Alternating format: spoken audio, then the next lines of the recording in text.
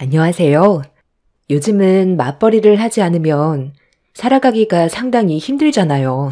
물가가 워낙 많이 오르다 보니 둘이 벌어도 삶이 좋아지지 않는 현실과 부딪혀 어려움을 겪고 있는 모습을 보니 제가 뭐라도 좀 도와주고 싶은 마음에 바쁜 아들 부부를 위해 아들 집 근처로 이사를 했어요.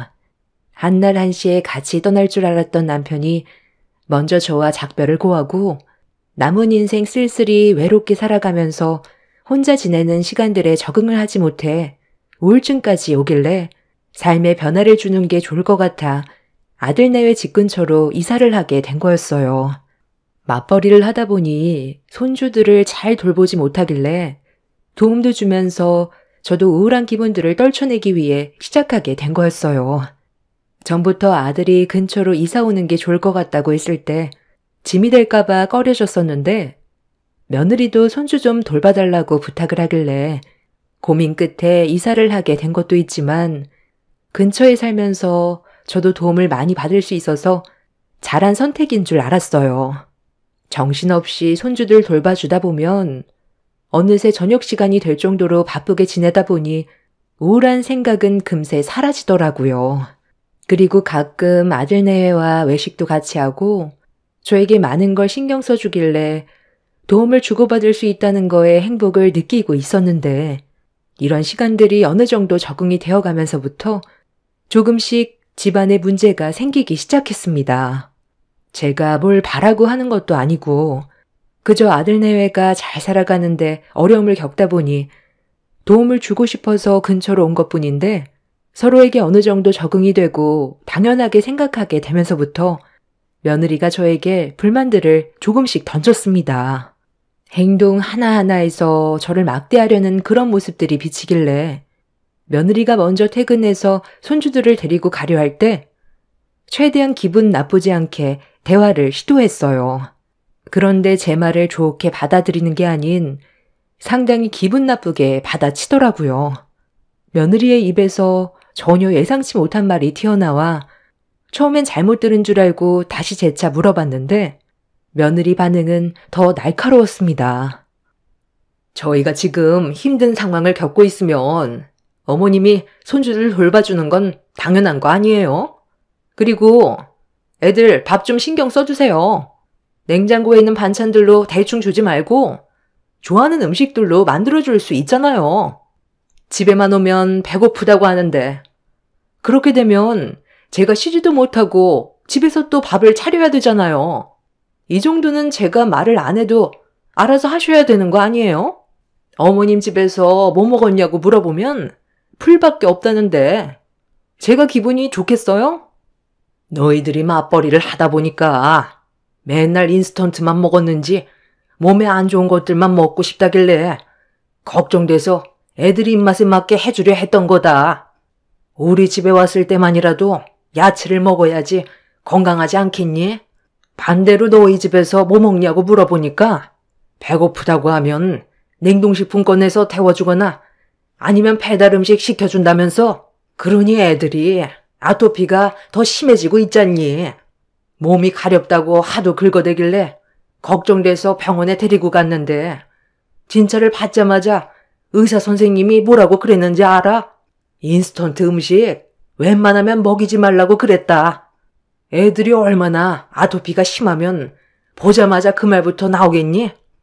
네가 일 때문에 힘들다는 건 알지만 애들 건강을 생각해서라도 건강한 음식들로 만들어주고 인스턴트 음식을 줄일 수 있으면 최대한 줄여서 애들 건강이 좋아질 수 있게 네가 노력을 해줘야지. 어떻게 맨날 냉동식품을 달고 사니?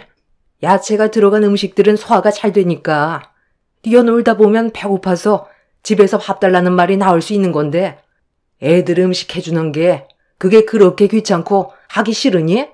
냉동식품들은 원래 소화가 잘 되니까 배가 안 꺼지는 거지. 그래서 지금 제가 해달라는 대로 해주지 않겠다는 거예요? 애들이 어머님 자식이 아니잖아요. 집에서 밥 해주기 귀찮으니까 저 퇴근 시간 맞춰서 밥을 더 먹이든지 하세요. 어차피 애들 아토피 그거 약 먹어도 낫지도 않고 평생 달고 살아야 되는 병이라고요. 인스턴트 음식 그거 좀 먹었다고 크게 달라지지 않아요. 며느리의 말이 너무 어이가 없어서 말도 제대로 안 나오더군요. 자기 자식이 아프다는데 한다는 말이 어차피 아토피는 좋아질 수 없는 병이라고 인스턴트 음식을 먹여도 된다는 말이 제 입장에선 이해가 되지 않았습니다. 집에서 밥 해주기 귀찮다고 애들을 데리러 오기 전에 밥을 더 먹이라는 말에 며느리가 친엄마인지 의심스러울 정도로 저에겐 큰 충격으로 다가왔어요. 아들이 며느리와 결혼한 지 11년 차가 되었지만 제가 이사 오기 전까진 며느리가 어떻게 생활하고 있을지를 전부 다 파악할 수가 없었는데 애들을 방치하듯 키우고 있다는 걸 알게 됐을 때 너무 실망스러웠습니다. 아들은 회사 일을 마치고 곧바로 대리운전까지 뛰느라 주말이 아니면 아이들이 자고 있는 모습만 보기 때문에 며느리가 애들을 어떻게 돌보고 있는지 모든 걸 파악할 수는 없었습니다. 며느리의 입에서 나온 충격적인 말에 제가 지켜만 보는 건 손주들에게 죄를 짓는 것 같아 그날 마트에 들러 장을 봐온 뒤에 다음날 아침 일찍 며느리 집으로 향했어요. 아들은 제 얼굴을 보자마자 무슨 일로 아침부터 왔냐고 물어보길래 집안이 어떻게 돌아가고 있는지 확인해 보려고 왔다며 집 안으로 들어갔어요. 잘 됐네. 어머님, 애들 등교 좀 시켜주세요. 아침마다 애들 신경 쓰는 거 정말 힘들었는데 앞으로 등하원 전부 대신해 줄 수 있죠? 냉장고 보면 먹을 거 있어요. 대충 먹이고 보내세요. 그리고 제가 워낙 요즘 바빠서 집안 정리를 못했거든요. 용돈 드릴 테니까 어머님이 앞으로 신경 좀 써주세요.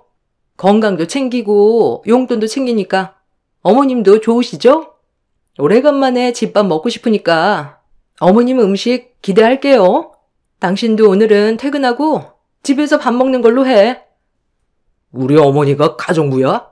당신이 당연히 해야 될 일들을 못하니까 직접 오신 거잖아. 나도 하도 바쁘니까 그동안 말을 안 하고 있었지. 이게 집안 꼴이야? 내가 오늘 온 건 애들 건강 문제로 온 거니까 일단 늦겠다. 너희들 먼저 서둘러 출근부터 해라. 그리고 저녁에 너희들한테 할 말이 있으니 늦지 않게 집에 들어오거라. 당신도 집안일 신경 쓰지도 않으면서 왜 나한테만 뭐라고 그래? 나도 똑같이 하루 종일 일하고 집에 들어오는 거라고. 힘든 몸으로 이 정도 관리해주는 것도 감사하게 생각해. 나는 뭐 할 말 없어서 지금까지 참고 살아왔는지 알아? 당신 벌이가 시원찮으니까 내가 밖에서 일하는 거잖아. 나도 다른 집안 여자들처럼 집에서 애들만 보고 집안일에만 신경 쓰고 싶다고. 능력도 없는 너랑 결혼하고 애들 낳아준 것만도 감사하게 생각해. 나 아니었음 당신이 결혼했을 줄 알아? 며느리는 제 아들에게 막말을 퍼부은 뒤 먼저 집 밖으로 뛰쳐나갔어요. 저와 아들은 그런 며느리의 행동을 이해할 수가 없었습니다. 다들 최선을 다해 노력하고 있는데 상처되는 말들을 거침없이 꺼내고 모든 잘못이 제 아들에게 있다고 했을 땐 저도 기분이 상당히 안 좋았지만 그렇다고 출근을 앞둔 며느리를 붙잡고 뭐라고 할 수 있는 상황도 아니었어요. 맞벌이를 하면서 어려운 환경에 놓여 있다 보니 많이 예민해진 것 같아 저녁에 이런 문제를 진지하게 다루는 게 좋을 것 같았습니다. 그렇게 안 좋은 분위기 속에서 아들네에 먼저 출근을 하고 손주들 학교 보내준 뒤 집으로 돌아와 난장판이 된 집안을 청소했어요. 그리고 밀려있던 빨래들과 옷가지들을 정리한 뒤 애들 건강을 위해 음식을 준비하려고 냉장고 문을 열었는데 그 순간 너무 놀라 경악을 했습니다. 냉장고부터 냉동실까지 전부 냉동식품으로 꽉 차 있었어요. 전자레인지에 3분만 돌리면 바로 먹을 수 있는 간편 식품인 인스턴트 음식들이 가득 들어있는데 이런 음식들을 장기간 먹었으니 아토피가 없다가도 생길 것 같았습니다. 더 충격인 건 유통기한이 지난 것들도 상당히 많았다는 거였어요. 아무리 일이 바빠도 집에 아파 낳은 자식들인데 이런 음식들을 먹인다는 게 이해할 수가 없었습니다. 냉장고 문을 열은 순간부터 화가 난 저는 인스턴트 음식들을 전부 버려버렸고 냉장고 안에 제가 사가지고 온 식재료들로 채워 넣었네요. 그날 결심하게 된 건 아들네와 손주들의 건강을 제가 책임지고 관리하기로 결정을 내렸습니다. 그렇게 손주들 학교하기 전까지 집안 전체를 뒤집었고 직접 만든 음식들을 준비한 뒤에 학교한 손주들에게 밥을 먹였습니다. 손주들은 할머니가 해준 음식들이 맛있다며 아주 잘 먹어주었고 그런 모습을 보니 저 또한 마음이 놓였네요. 인스턴트만 먹던 아이들이 그래도 집에 와서 건강한 음식들을 먹으니 그제야 마음이 놓이더라고요.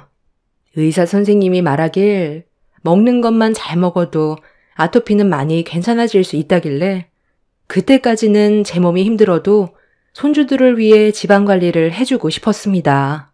그렇게 손주들을 돌보며 집안일을 하다 보니 어느새 저녁 시간이 되었고 아들내외가 같이 집으로 들어왔습니다.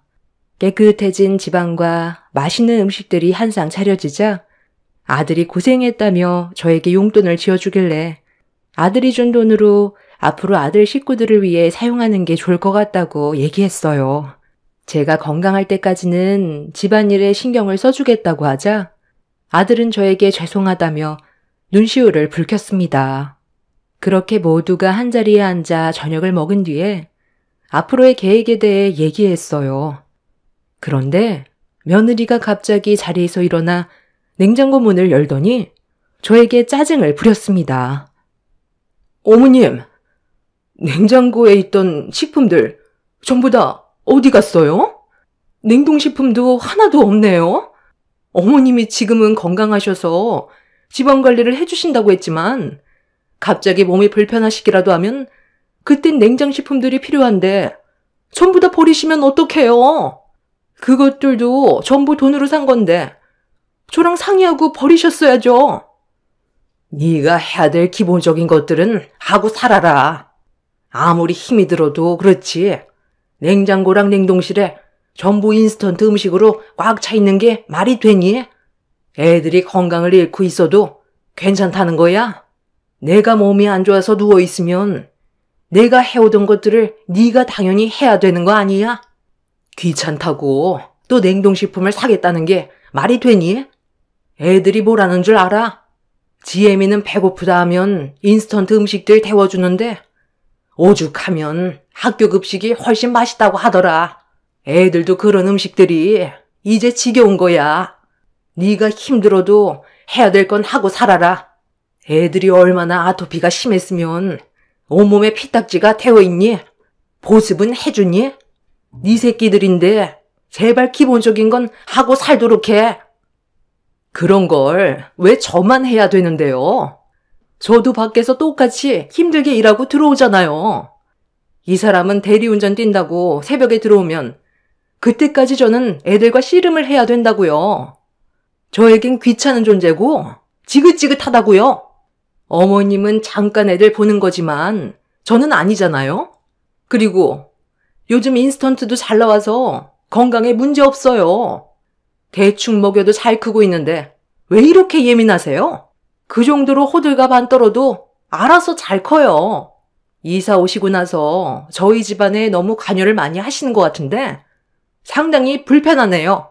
앞으로는 애들 등하교 해주고 음식만 만들어준 다음 저희 퇴근하기 전에 집으로 돌아가세요. 오늘 하루 종일 집안 청소하고 밀린 빨래 해주시고 맛있는 저녁까지 만들어주셨는데 감사하다는 말 한마디 정도는 할 수 있는 거 아니야? 꼭 그런 식으로 말을 해야 돼? 그리고 내가 주말에 대리운전 나가기 전까지 애들 안 봐줘? 당신 방에서 퍼질러 자는 동안 나는 새벽에 들어와서 아침에 애들 밥 챙겨주고 집안 청소까지 싹 다 해놓는데 당신은 저녁 때까지 방에서 나오지 않고 잠만 쳐자고 있잖아. 제발 부탁인데 가정에 신경 좀 써라. 이래가지고 어떻게 마음 편히 밖에서 일을 할 수가 있겠냐? 나보고 돈이 필요하다며. 회사에서 버는 돈으로는 이 집 구하는데 들어간 대출비 갚는데도 빠듯하니까 대리운전까지 뛰라고 하지 않았어? 그래서 나도 내 할 도리 다 하고 있으면 당신도 엄마로서 기본적으로 해야 될 일은 해야 되는 게 맞는 거 아니냐고. 집안의 분위기는 상당히 안 좋아졌어요. 서로의 입장 차이는 있겠지만 상식에서 벗어난 며느리의 말들은 저와 아들을 이해시킬 수가 없었습니다.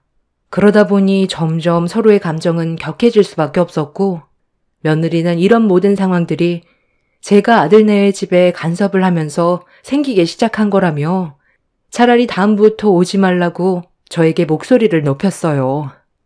저는 그저 아들네가 앞으로 잘 살길 바라는 마음에 신경을 써준 것뿐이었는데 집안에 분열을 일으키고 있다는 말을 듣게 되자 생각이 많아졌습니다.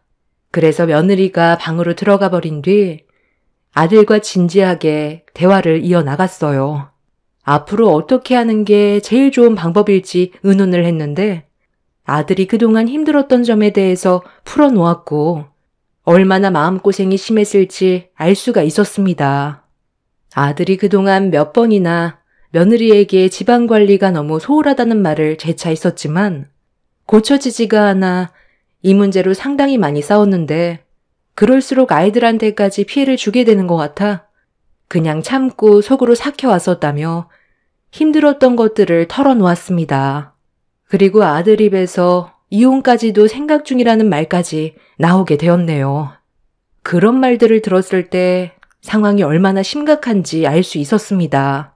며느리가 정신 차리지 못한다면 얼마 가지 못해 아들네의 가정이 무너질 수밖에 없다는 걸 느끼게 된 저는 방으로 들어가 며느리와 대화를 시도하려 했지만 며느리는 당장은 대화하고 싶지 않다길래 어쩔 수 없이 그날 집으로 돌아왔는데 잠시 뒤 며느리가 찾아왔어요. 어머님, 저 정말 기분이 안 좋아서 이대로는 안 되겠어요. 그냥 예전에 살던 집으로 돌아가세요. 어머님이 근처에 있는 게 오히려 도움이 안 돼요. 애들 등하교 하는 건 원래 제가 하던 일이라 그냥 하면 되는 거고 애들 음식 문제로 그이랑 얼굴 붉히는 것도 싫어요. 저희가 이혼하길 원하는 건 아니죠? 이 모든 상황들이 어머님의 간섭으로 인해 커진 거 아세요? 다시 돌아가기 싫으면 그냥 시키는 것만 하시고 아무것도 하지 마세요. 어머님이 이러시는 거 정말 짜증난다고요. 가뜩이나 밖에서도 일 문제로 스트레스 받고 있는데 어머님의 그 잔소리 듣고 싶지 않아요. 밖에서 있을 때보다 더 스트레스 받는다고요. 제가 그이랑 이혼하게 되면 그건 전부 어머님 탓이니까 괜히 후회할 짓 하지 마세요. 가정이 소홀해도 애들 옆에는 엄마가 있어야 된다는 거 잘 아시죠?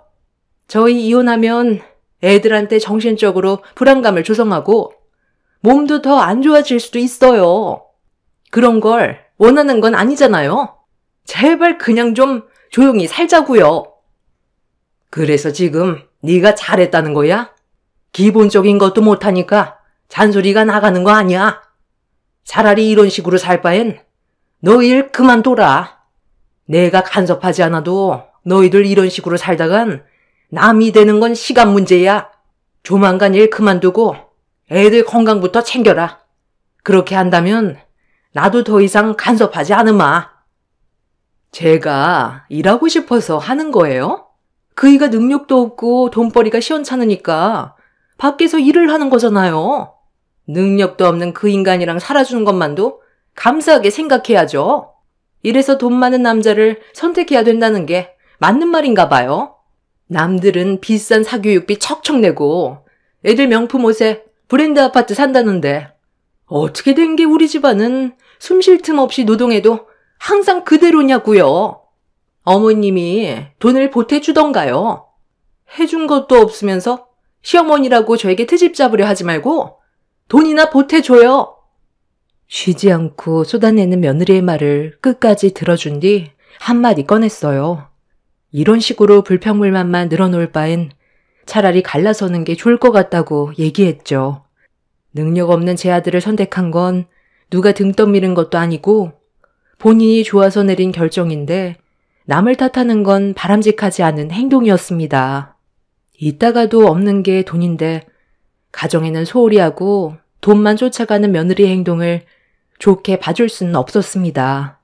저도 가진 게 많진 않지만 그래도 금전적으로 안 도와준 것도 아니었어요.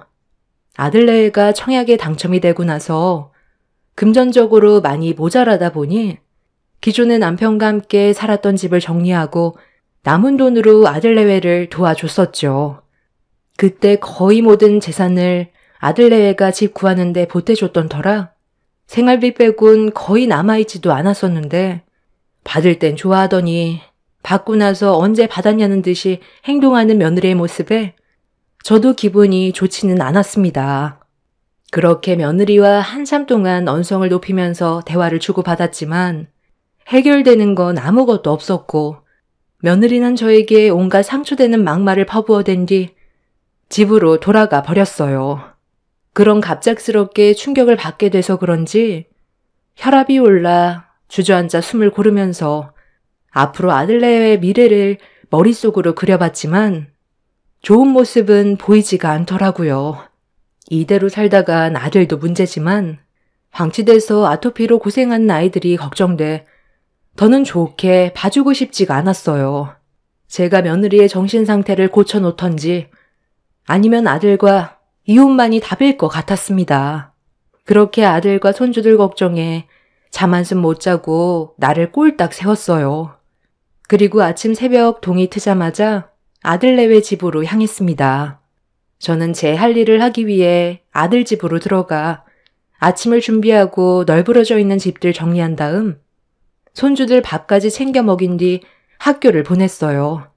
아들은 저에게 감사하다고 했지만 며느리는 저에게 말 한마디 걸지 않았습니다. 전날에 한바탕 했으니 당연한 결과였어요.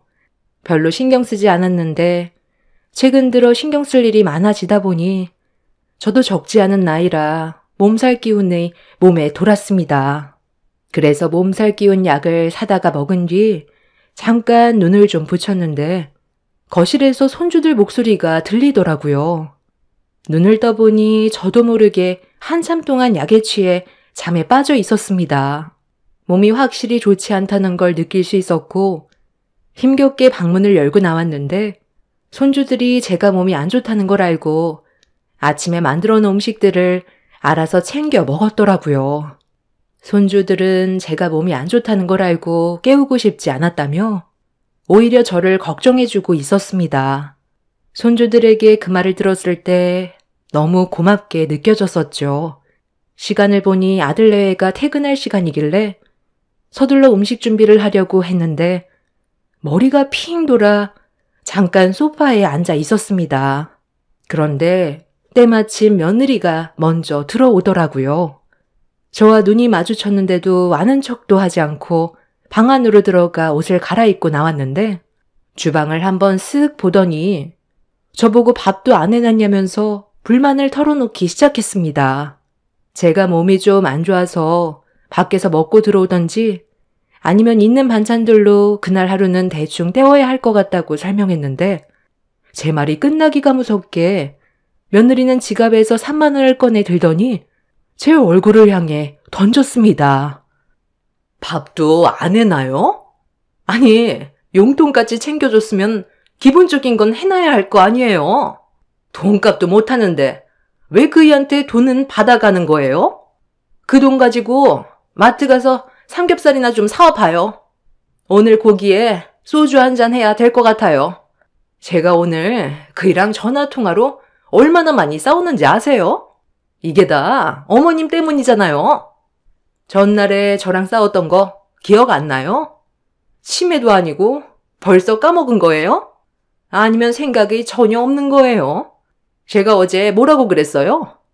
알아서 한다고 했잖아요. 그런데 어머님이 오셔서 음식 만들고 애들 등교시키면 제가 고마워할 줄 알았어요? 가뜩이나 기분 안 좋은데 고맙다는 말이 나오겠냐고요. 그런데 아침부터 인상 쓰고 어머님한테 고맙다는 말 안 하고 출근했다고? 그이가 전화해선 저에게 막말을 쏟아냈어요. 이것도 저 때문이에요?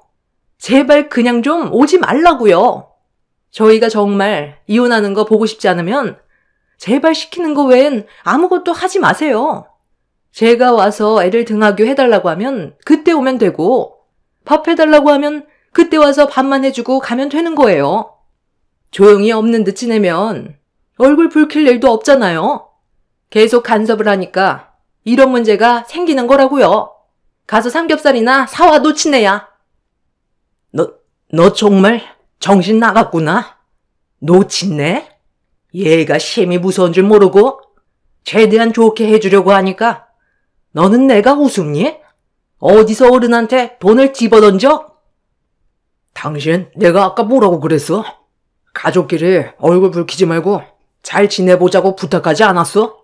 그런데 방금 뭔 짓 한 거야? 우리 어머니가 도대체 당신한테 뭘 잘못한 건데? 모든 게 우리 가족 걱정뿐이었잖아. 애들 아토피가 심하니까 음식에도 신경을 써준 건데 도대체 뭐가 문제야? 지금 애들 봐봐. 당신이 인스턴트 음식만 먹였을 땐 쉬지 않고 온몸을 긁어댔는데 지금은 날이 가면 갈수록 아토피가 좋아지고 있잖아. 당신이 이러고도 엄마야? 이럴 거면 차라리 이혼하는 게 낫지. 당신 때문에 우리 애들 건강 안 좋아지고 지방 관리도 어차피 안 되는데 차라리 없는 게 훨씬 더 낫겠어. 당장 짐 싸서 나가. 내가 왜 나가? 나가야 될 사람은 내가 아니라 저 노인네라고. 네가 잔소리 한번 들어볼래? 얼마나 기분 안 좋은지 알아? 본인은 그동안 살면서 얼마나 잘했다고 나한테 이래라 저래라야. 이래서 시어머니 간섭하는 집안은 결국 이혼한다는 거야. 어머님이 이사 오기 전까지만 해도 잘 지내고 있었다고. 잘 지낸 건 아니지. 어쩔 수 없이 상황이 안 되니까 겨우 참고 살고 있었던 거지. 지금은 상황이 많이 달라졌어. 오히려 더 좋아지고 있는 중이라고. 어머니 없었으면 애들 아토피는 더 심해졌을 거고 온몸에 상처만 더 생겼겠지. 이 집 봐봐. 당신은 빨래도 제대로 안 하고 청소도 안 해서 집안이 돼지우리였는데 지금 집안이 어떻게 바뀌었는지 보라고. 이런 건 원래 당신이 해야 될 역할 아니야? 그런데 어머니가 해주셨으면 감사하게 생각해야지. 3만 원을 얼굴에 던지면서 삼겹살을 사오라고 시켜? 네가 아주 정신이 나갔지? 더는 안 좋은 꼴 보고 싶지 않으니까 당장 이혼하고 갈라서자. 차라리 그렇게 하는 편이 훨씬 낫겠어. 며느리는 아들이 이혼하자는 말에 화가 났는지 집안의 물건들을 모조리 때려 부수기 시작했어요. 그런 모습을 지켜보고 있던 아들은 곧장 사돈댁에게 영상통화로 전화를 걸었습니다. 그리고 난리치고 있는 며느리의 모습을 보여주면서 집안을 쑥대밭으로 만들어버린 며느리와 이혼을 하겠다며 전화를 끊었네요. 아들은 애들 보는 앞에서 그만하라고 했지만 멈추지 않고 오히려 더 난리를 피웠습니다. 다 필요 없다면서 통제가 되지 않는 모습을 보이자 아들은 저보고 아이들을 데리고 밖에 좀 나가 있으라고 하길래 손주들을 데리고 놀이터로 나왔어요. 그런데 잠시 뒤 며느리의 비명소리가 밖에까지 들리더니 맨발로 도망쳐 나왔는데 며느리의 얼굴과 머리가 만신창이로 변해 있었습니다. 급하게 달려온 며느리는 저에게 살려달라고 울고 있는데 쌍코피가 흐르고 있더라고요. 뒤이어 아들이 밖으로 나왔는데 한쪽 손에는 핸드폰이 들려 있었습니다. 저는 아들을 진정시키기 위해 동네 시끄럽게 하지 말고 집으로 들어가자고 했는데 아들이 핸드폰을 저에게 보여주더라고요.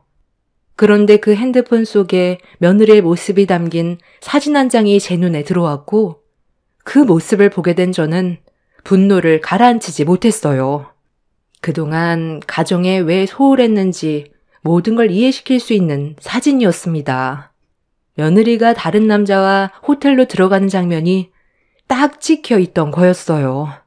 며느리가 저에게 하는 말이 더 충격적이었던 건 스트레스 받을 때마다 호텔에 쉬러 들어간 것뿐이지 옆에 있는 남자는 그냥 아무 사이도 아니라며 아무 일도 없었다는 변명을 늘어놓았습니다. 어느 누가 스트레스를 받으면 외간 남자와 호텔에 간다는 말을 믿을 수 있겠어요. 도저히 용서가 안 되는 행동이었고 아들은 끈질기게 며느리를 추궁한 끝에 바람을 피웠다는 걸 인정하게 되었습니다. 그 말을 듣게 된 사돈 집안에서 저희 가족에게 용서를 구했지만 이미 받아들일 수 없는 상황까지 왔기 때문에 그대로 이혼을 강행할 수밖에 없었어요. 여자가 바람나면 가정에 소홀한다더니 그 말이 딱 맞아떨어졌네요. 아들은 며느리와 이혼을 하면서 친자 포기각서를 받아내었고 정신적인 손해배상에 대한 위자료와 함께 상간남까지 잡아 그 나쁜 놈에게도 상간 위자료를 받아내었습니다. 그렇게 아들은 며느리와 법적으로 남이 되었는데 이 문제로 상간남에게도 버림을 받고 사돈 집안 식구들에게까지 버림을 받게 되자 혼자가 되어버린 며느리는 제 아들에게 다시 찾아와 용서를 구하고 있는 중입니다. 앞으로 가정을 위해 살겠다고 했지만 그 말을 믿기에는 이미 며느리의 모든 걸 봐버렸기 때문에 더 이상의 용서는 없을 것 같습니다. 아이들도 그동안 자기 엄마가 보인 행동에 대해 실망을 많이 했는지 엄마에 대한 필요성을 느끼지 못하고 있어요. 며느리는 숙려 기간 남은 한 달 동안 제 아들을 설득시키려고 아이들의 마음을 돌리려고 노력하고 있지만 아들은 단단히 마음이 돌아선 것 같습니다. 가정을 소홀히 하고 아토피가 있는 아이들한테 인스턴트 음식이나 먹이면서 본인은 외간 남자와 좋은 음식 먹고 다니면서 호텔에서 즐길 거 다 즐기고 지친 몸으로 집에 들어왔으니 아이들을 챙겨주는 게 힘들었겠죠. 얼마 전에 집에 와서 무릎까지 꿇고 용서를 구할 때 그 목소리가 듣기 싫어서 소금을 한 뭉텅이 입에 쳐넣어버린 뒤 엉덩이를 걷어차 내쫓아 버렸습니다. 2번 다시 발을 들이지 못하게 만들 생각입니다. 앞으로 제가 건강해야 될 이유를 찾았네요. 제 아들과 손주들을 위해 몸 관리 잘해서 앞으로 제 가족을 지키며 살아갈 생각입니다. 제 사연 들어주신 분들 감사합니다. 안녕하세요. 저는 이제 곧 40대 중반을 바라보는 나이가 된 여자입니다. 불우한 어린 시절을 겪고 이 불우함에서 벗어나고자 많이 노력했죠. 그렇게 제 학창 시절은 불우함 속에서 갖은 아르바이트와 학업에 열중하며 지냈습니다. 그래서 지금 생각해보면 따로 학창 시절에 추억이랄 게 없네요. 그저 벗어나고 싶은 일상이었으니까요. 저는 학교에서도 조용히 수업을 듣고 공부를 하고 끝나면 아르바이트를 하고 새벽에 집에 와서 공부하고 이런 생활을 반복했습니다. 어느 날 저와 성적이 비슷한 친구가 밥을 먹자고 하더군요.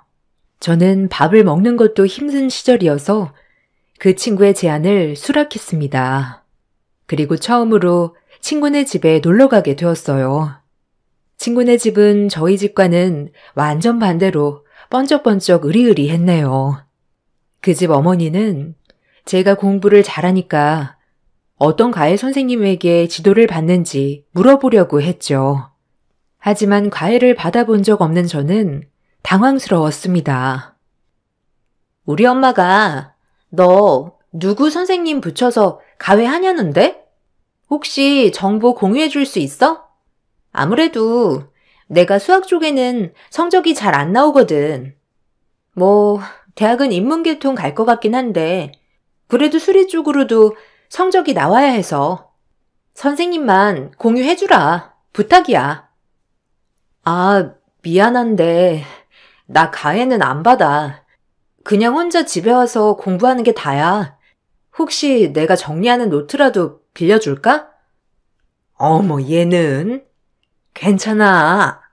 아줌마한테 말해봐. 너 혹시 네 성적에 지장 갈까봐 그러니? 넌 그래도 수학 점수가 월등히 높다며.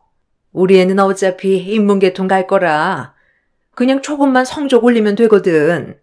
그러니까 그 선생님 전화번호 좀 알려주렴. 그렇게 말씀하시곤 저에게 지폐를 한 뭉치 꺼내 챙겨주셨죠.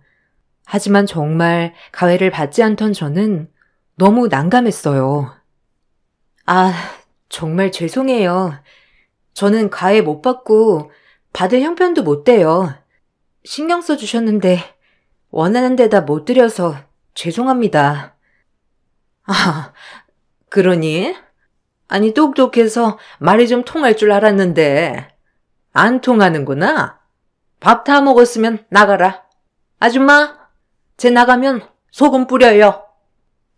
제 말이 떨어지자 무섭게 그 친구와 친구 어머님은 자리를 박차고 일어나셨고 얼른 나가라고 하셨네요. 순간 너무 어이가 없었어요. 밥을 다 먹고 걸어 나오는 그 길 어찌나 서럽게 눈물이 나는지 그렇게 저는 이를 더 악물게 되었죠. 그렇게 시간이 흘러 20살이 되었어요.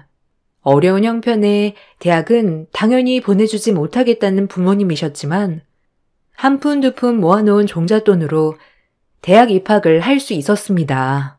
꾸준히 공부를 놓지 않아 서울대학교 수학과에 입학하게 되었죠. 한편으로 제 스스로 이런 값진 결과를 얻어내었다는 것에 뜨거운 눈물이 흘렸어요. 그렇게 대학을 입학하여 저는 아이들 과외를 하며 대학 생활을 버텼어요.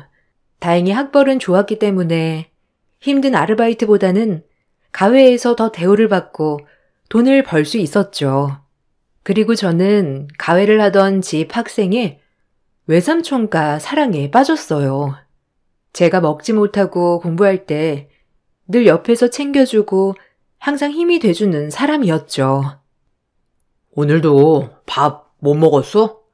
내가 과외 끝나고 나가서 밥 사줄게.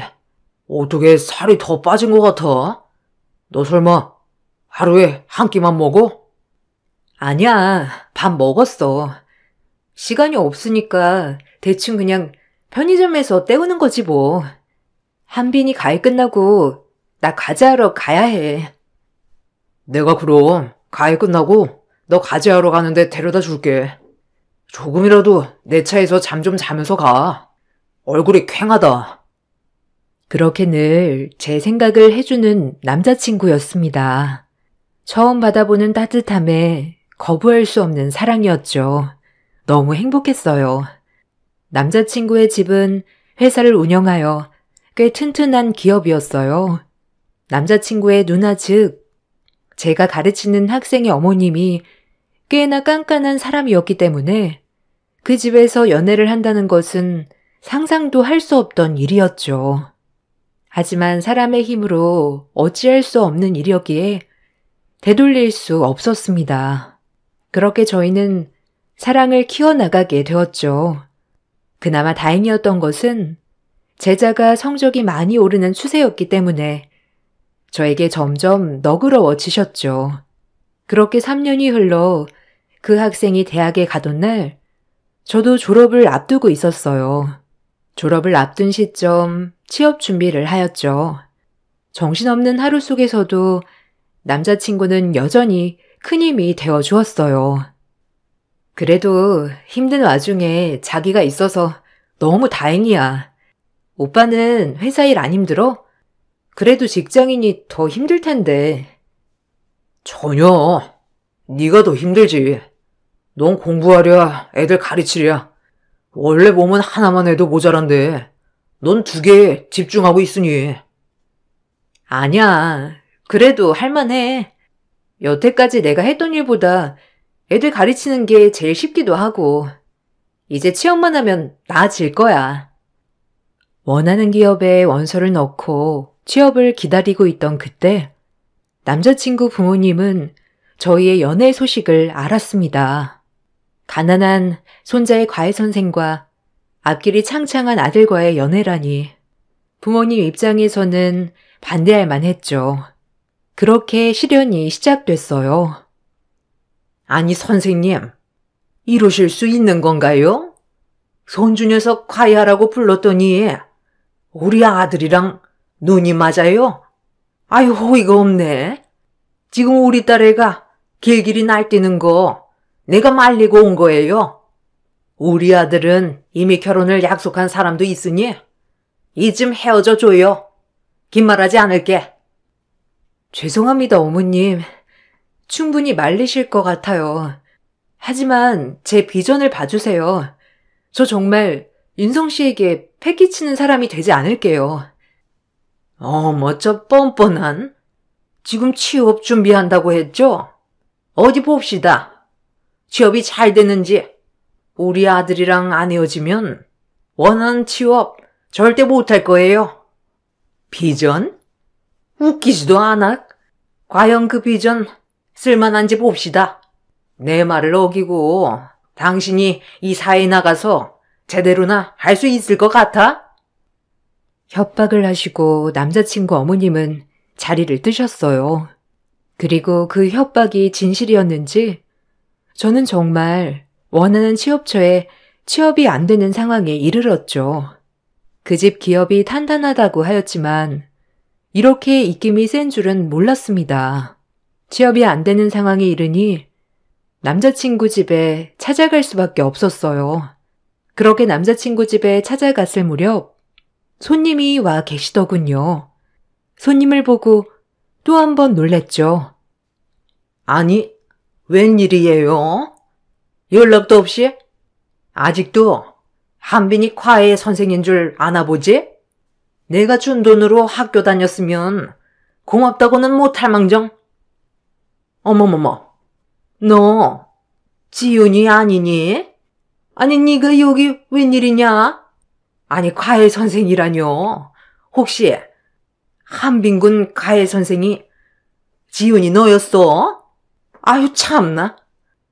혹시 윤성이가 만난다고 하는 애가 지윤이 쟤인가요? 아유 어이가 없네. 학교 다닐 때는 우리 딸애 공부 못하게 앞날 망쳐놓더니 이제는 혼사끼를 망쳐놔? 넌 학교 다닐 때나 지금이나 도움이 안 되는구나? 네가 여기 어디라고 발을 들여? 주제도 모르고. 그 손님은 저의 고등학교 시절 과외 선생님을 소개해달라고 했던 친구의 어머니셨죠. 알고 보니 남자친구의 집과 어려서부터 친분이 두터운 집이고 이미 어른들끼리는 자식들의 결혼을 약속한 상태였습니다. 엎친 데 덮친 격이었죠. 그렇게 남자친구네 집은 그 얘기를 듣고 저를 더 반대하는 이유가 되었어요. 그 친구 어머니는 저를 아주 욕심에 앞서 친구의 성적까지 떨어뜨리는 사람으로 얘기를 했고 거기에 남자친구 어머님은 동화되어 더 저를 싫어하는 계기가 되었습니다. 당장이라도 억울하다고 말하고 싶었지만 제가 변명을 할 여지조차 주지 않으시고 몰아붙였죠. 너무 억울하여 눈물이 나오려던 걸 간신히 참았네요. 당장 나가요. 혹시 취업 때문에 온 거면 윤성이랑 헤어지기 전까지는 꿈도 꾸지 말고 어려서부터 톡했다더니 윤성이도 작정하고 꼬신 거지? 어떻게 과외를 하다가 내 아들을 꼬시길? 어휴 열불나. 당장 나가요. 보다시피 윤성엔 결혼할 사람도 있으니. 아이고 제 표정 좀 봐요. 어려서부터 보통 아니었다니까. 오죽하면 우리 딸이 쟤 때문에 학교 다니기 싫다고 했겠어요? 악연도 따로 없지. 입 한 번 뻥끗 못하고 쫓겨났어요. 그 길로 전 남자친구를 찾아갔습니다. 그리고 헤어지자고 말했어요. 심적으로 너무 힘들었거든요. 우리 헤어지자. 당신 어머님이 나 아무데도 취업 못하게 손 쓰신 것 같아. 당장 돈은 벌어야 하고 이렇게 살 수는 없어. 미안해. 내가 엄마 설득할게. 그럼 괜찮아질 거야. 어떻게 헤어지자는 말을 그렇게 쉽게 하니? 헤어지자는 말만 하지 마. 그럼 오빠가 어머님 설득해. 나는 먹고 사는 게 더 중요하니까. 난 그냥 평범한 연애를 원했던 건데 왜 나한테는 이런 평범한조차 허락되지 않는 거야? 어렸을 때부터 늘 아등바등, 지금도 아등바등. 정말 힘들다. 삶이 나아지기는커녕 똑같아. 그렇게 저의 울부짖음을 보고 남자친구는 굉장히 마음 아파했죠. 꼭 지켜주겠다는 말과 함께 미안하다고만 하는 남자친구였어요. 엄마, 지훈이 취업 못하게 막으셨다는 게 사실이에요? 제가 먼저 쫓아다니고 만나달라고 한 건데 왜 지훈이한테 그래요? 너 지금 엄마한테 바락바락 대드는 거야? 아주 웃겨. 한빈이 카야라고 붙였더니 그 여우고심에 넘어가서 엄마고 누나고 없지? 누나는 빠져. 한빈이 대학 갔으면 된 거 아니야? 내가 먼저 만나달라고 한 거라고. 지훈이가 날 꼬신 게 아니라 나를 탓해. 아니 윤성아, 너 어떻게 애미한테 그럴 수가 있냐? 어? 그 여시가 뭐라고 했길래 도대체 어미한테 눈 동그랗게 뜨고. 지훈이 어렸을 때부터 자기 혼자 힘으로 열심히 살아온 애예요. 그런 애 앞길 꼭 막으셔야겠어요? 엄마 원래 이런 분이에요? 그래, 넌 수연이랑 결혼해야 해. 그 여우 같은 애랑은 절대 이루어질 수 없어. 당장 정리해. 수연이네 보기 창피하지도 않니? 부모님끼리 정한 정략 결혼 제가 왜 따라야 해요? 싫어요. 저는 결혼을 한다면 지훈이랑 할 거예요. 그런 줄 아세요? 넌 그러면 이 엄마 아들 아니다. 넌 그 여우를 택하는 순간 이 집과는 인연 끝인 줄 알아. 알겠니? 두 번 말 안 해. 그러세요. 아들 하나 없는 셈 치세요. 저도 제 인생 제가 선택할 권리 있어요. 죄송합니다. 건강하세요. 인사 올려요. 어머머머, 너 엄마한테 그게 무슨 말버릇이야? 지금 이 집이랑 절연이라도 하겠다는 거야? 김윤성, 말 똑바로 안 해? 그렇게 남자친구는 집을 나왔습니다. 저는 기업체에 취업이 되지 않아 결국 보습학원에 수학 선생님으로 들어갔어요. 제가 하고 싶어 한 일은 아니지만 가해를 했던 경험을 살려 아이들을 가르쳤죠. 그리고 저 때문에 절연한 남자친구에게 미안했어요. 남자친구도 집을 나옴으로써 이것저것 일을 해야 했습니다. 부잣집 아들로 태어나 험한 일은 한 번도 해보지 않은 남자친구였지만 지금은 저를 위해 닥치는 일을 다 했네요. 공사장에서 일도 하고 대리운전도 하였어요. 그렇게 저희는 작게나마 새로운 삶을 시작했습니다. 남자친구 집에 축복받지 못하는 생활이었지만 그래도 둘의 힘으로는 충분히 살아갈 수 있었어요. 그리고 2년이 흘러 저희는 결혼을 약속했어요. 애초에 부모님께 축복받지 못하는 결혼이었지만 그래도 시간도 많이 흘렀고 이제는 마음이 조금이라도 누그러지셨을까 싶어 그렇게 남자친구 집에 방문했습니다. 그렇게 긴장되는 마음 끝에 초인종 벨을 눌렀어요. 엄마, 아빠, 저 왔어요. 보고 싶었습니다. 찾아뵙고 인사드리고 싶어요. 그리고 지훈이도 같이 왔으니 문 좀 열어주세요. 안녕하세요, 어머님, 아버님. 오랜만에 인사드려요.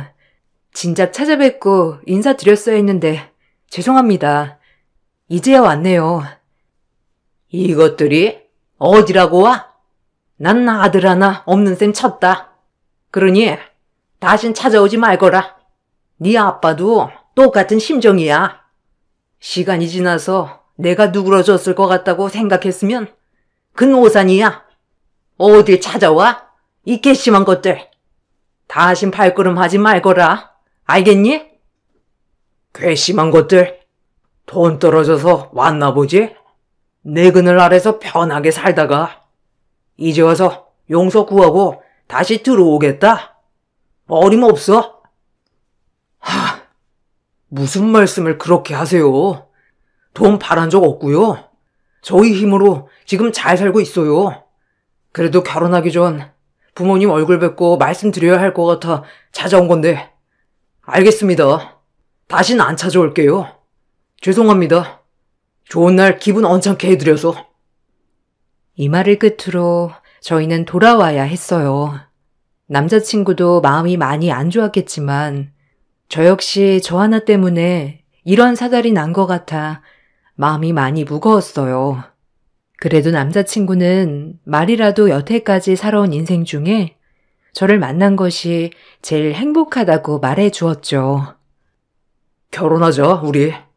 축복받지 못하는 결혼이지만 난 지금까지 살아오면서 너를 만나서 지내고 있는 이 순간이 제일 행복해. 늘 아빠 엄마 하라는 대로만 하고 살았었거든. 풍족하지는 못하지만 행복하게 해줄 자신 있어. 그러니까 우리 결혼하자. 너무 고마워. 부족한 거 많은 나인데 사랑해줘서. 그리고 나 역시 자기 행복하게 해줄게. 내 대답은 예스야. 그렇게 저희는 결혼식을 하게 되었죠. 한쪽 부모님이 없는 결혼이었지만 그 외적으로 마음은 풍족했기에 행복했습니다. 저희 부모님은 제가 가난해서 남자친구 부모님에게 인정받지 못한 걸 알게 되자 마음을 많이 아파하셨어요. 하지만 제 행복한 앞길을 응원해 주셨죠. 고난 끝에 저희는 결혼을 하고 조그만 단칸방에 신혼살림을 차렸죠. 남편은 그렇게 밤낮 없이 일에만 몰두하였고 저 역시 학원 3군데를 다니며 학생들을 가르쳤습니다. 그때는 몸이 2개라도 모자라는 상황이었지만 제 옆에 남편이 있다는 존재만으로도 힘이 났어요. 그런 생활도 잠시 남편네 아버님이 병환으로 쓰러지셨다는 소식을 듣게 되었네요. 아무리 절연을 한 사이지만 부모님이 아프다고 하니 남편은 무척이나 괴로워하였어요. 그걸 보는 저도 마찬가지였고요. 마음이 그렇게 괴로우면 다시 한번 찾아가 보는 게 낫지 않겠어? 난 괜찮아. 우리 아버님 한번 찾아가 보자. 그래도 상태가 어떠신지는 봐야 할 것 같아, 안 그래? 그래야 자기 마음도 편할 거고. 아무래도 연락 온 거 보면 아버님이 자기 많이 보고 싶어 하시는 것 같은데. 미안하다. 그리고 고마워. 내일이라도 당장 같이 가보자. 힘들게 안 하기로 했는데 힘들게 하는 것 같아 정말 미안해. 그렇게 남편과 다음 날이 되어 다시는 오고 싶지 않았던 집을 방문했습니다. 그날은 순순히 문도 열어주셨고 제 인사도 받아주셨죠. 늦게 찾아뵈서 죄송해요. 아버님 많이 편찮으신 거예요? 윤성 씨가 많이 힘들어했어요. 안방에 들어가 보거라. 그리고 얘기 끝나면 윤성이랑 너랑 나 좀 보고 가고. 밥은 먹고 왔니? 안 먹었으면 먹고 가던지. 쌀쌀맞은 말투였지만 그래도 내심 밥도 챙겨주셔서 좋았네요. 그렇게 남편과 아버님을 뵈러 들어갔을 때 남편은 오열을 하고 말았죠. 아버님은 급성 뇌출혈로 쓰러지신 상태로 거동조차 제대로 할 수가 없는 상태였어요. 그리고 남편을 알아보고 희미하게 웃었습니다. 죄송해요, 아버지. 늦게 왔네요. 못난 아들 용서해 주세요. 일어나셔야죠. 그 무섭던 아버지 어디 가고 누워만 계신 거예요. 저와 남편은 눈물을 흘렸고 아버님은 희미하게 고개를 끄덕 움직이실 뿐 말씀은 하지 못하셨죠. 그렇게 병문안을 마치고 저희는 식사를 하였어요. 식사 도중 어머님은 저희에게 제안 하나를 하셨어요. 그 제안은 놀랄만한 제안이었죠. 남편도 많이 놀란 듯 보였어요. 이제 들어와 살거라. 그만하면 됐어.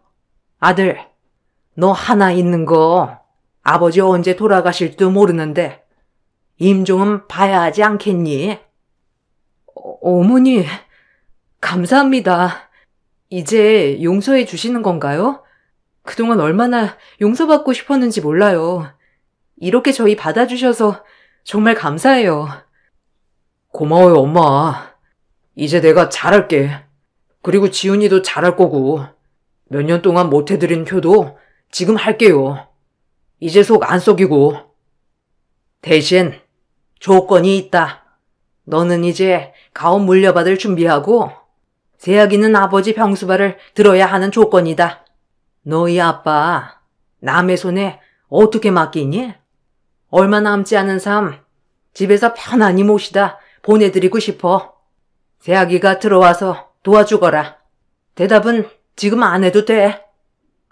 갑작스러운 아버님의 병간호를 저에게 맡기자 혼란스러웠습니다. 남편도 혼란스러워하는 것 같았고요. 그래도 저희는 결정을 해야 했죠. 아버님의 병간호를 하는 건 쉽지 않았지만 그동안 저희가 불효를 저지른 것 같아 늘 괴로웠거든요. 이참에 남편도 다시 부모님과 풀고 저도 며느리 된 도리로서 병간호를 하는 것도 괜찮겠다 싶었어요. 오히려 제가 남편을 설득했습니다. 어머님 말씀대로 우리 들어가자. 그동안 얼마나 가슴 아프셨겠어. 이참에 만회하고 싶어. 잘할 수 있을지 모르겠지만. 너 병간호가 얼마나 힘든지 알아? 나야 뭐 하던 일이니까 하면 되는데 이렇게 쉽게 결정할 일 아니야. 조금만 더 생각해보자. 아니야. 괜찮아. 자기가 행복한 거면 나도 행복한 거야. 그리고 자기네 집에 인정받고 싶어. 이제 잘해볼게. 그러니까 걱정 마. 내가 너한테 너무 고맙다. 뭐라고 말을 해야 할지. 내가 더 잘할게. 너 힘들지 않게 중간에서. 그리고 너무 고마워. 그렇게 저희는 시댁에 합가를 하게 되었어요. 그리고 남편은 다시 회사 출근을, 저는 시아버님 병간호를 들게 되었죠. 처음 해보는 병간호는 만만치 않았습니다. 거동이 불편하신 아버님의 기저귀를 가는 것부터 시작해서 식사까지 하나하나 챙겨야 했죠. 제가 아버님 병간호를 할 때 어머님과 형님은 쇼핑을 즐기러 나가시거나 외출을 자주 하곤 하였죠.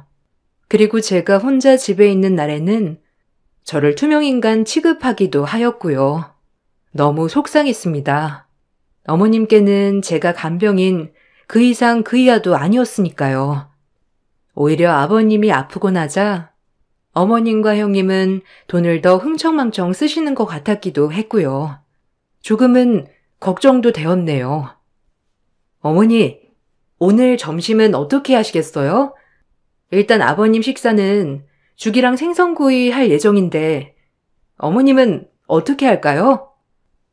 내가 죽 먹는 거 봤냐? 나가서 먹을 거야. 신경 쓰지 말아라.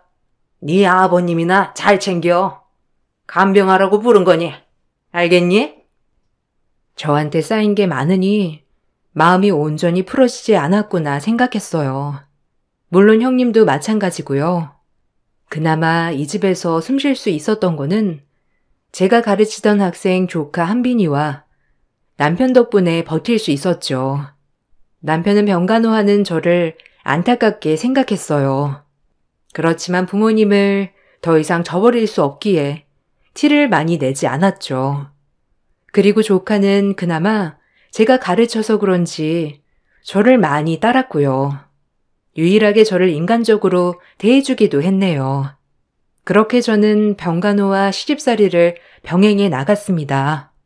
하루하루 지쳐갈 때 저희에게 아기가 찾아왔습니다.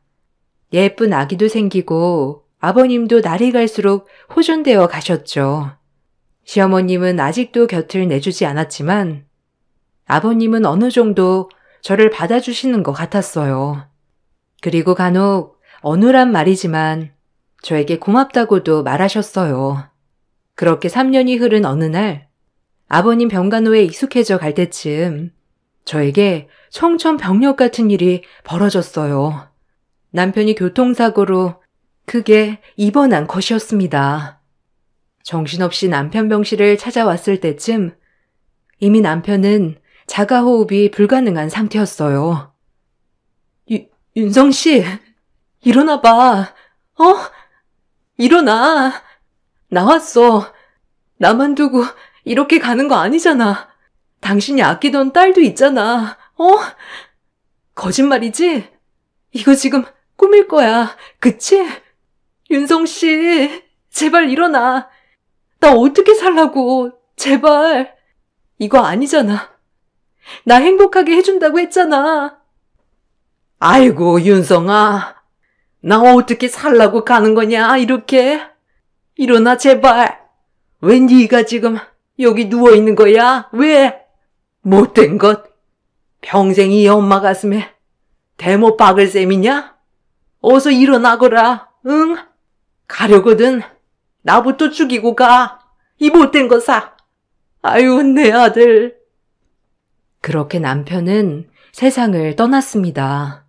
저와 제 딸아이만 남겨둔 채, 그리고 장례식 때 시어머님은 저에게 소리를 질렀죠. 네가 여길 어디라고 와? 평생 도움도 안 되는 것? 내 아들이 너 만나서 이렇게 된 거야. 다 이게 네가 재수 없어서.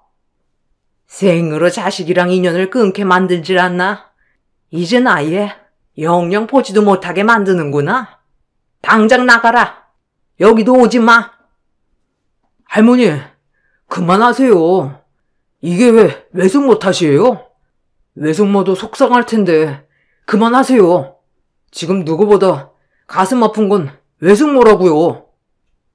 넌 가만히 있어. 네가 뭘 안다고 그래. 내가 널 가해 선생으로 쓰는 게 아니었어. 애초부터 넌 이 집에 어울리지 않는 애야. 그래도 제 남편 마지막 가는 길인데 봐야죠. 어찌 그러세요? 그리고 저 며느리로 이제 받아주신 거 아니셨어요? 착각도 유분수지. 병수발 들어줄 사람 필요해서 부른지도 모르고 내가 널 며느리로 받아들였을 것 같니? 아주 어리석긴. 네? 그럼 어머니께는 제가 간병인 그 이상 그 이하도 아니었단 건가요? 어떻게 그러실 수가 있으세요? 저한테? 그렇게 장례식장에서도 전 구석에서 앉아있을 수밖에 없었어요. 제 남편 가는 길 그렇게 떠나 보냈네요.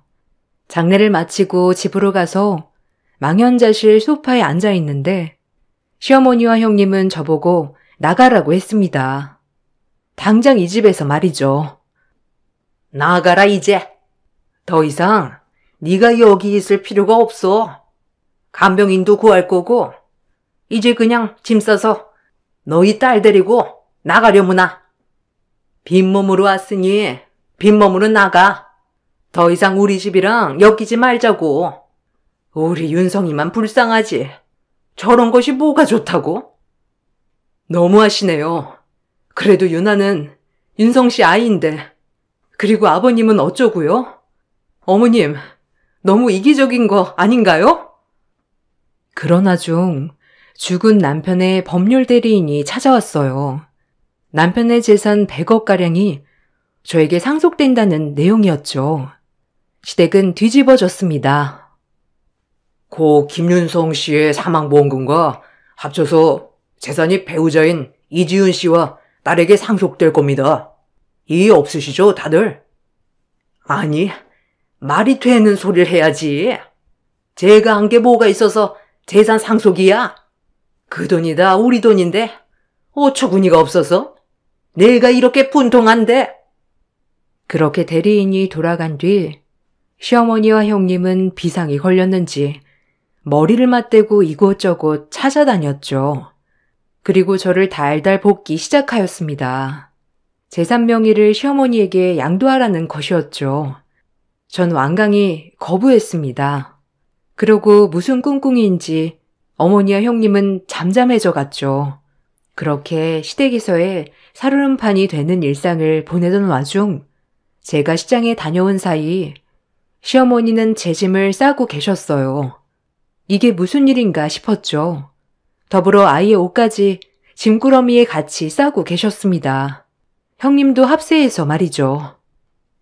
당장 나가줘야겠다. 네가 찍어준 서류 덕분에 우리 아들 재산 지킬 수 있게 됐어. 이제 나가라. 꼴도 보기 싫으니.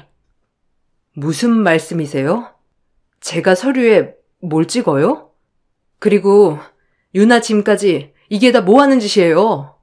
어머니, 윤성 씨 보기 부끄럽지도 않으세요?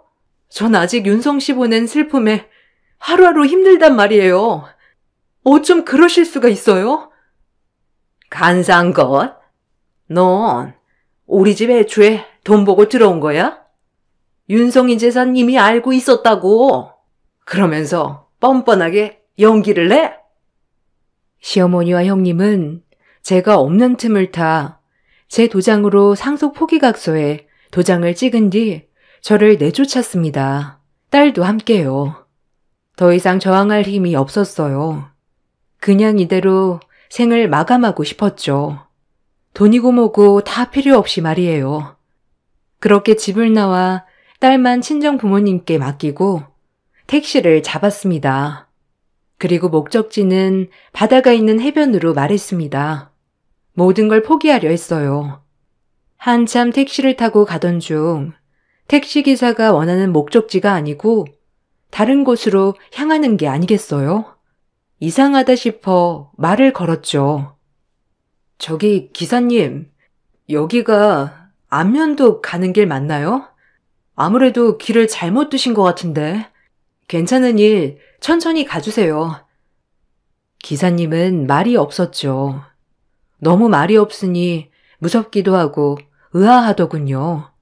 그리고 기사님이 원하는 목적지에 다다를 무렵 기사님은 모자를 벗고 마스크를 벗고 말씀하셨습니다. 그 모습을 보고 전 경악을 금치 못했어요. 바로 아버님이셨으니까요. 나다, 애미야. 너 덕분에 이렇게 건강해졌어. 고맙다.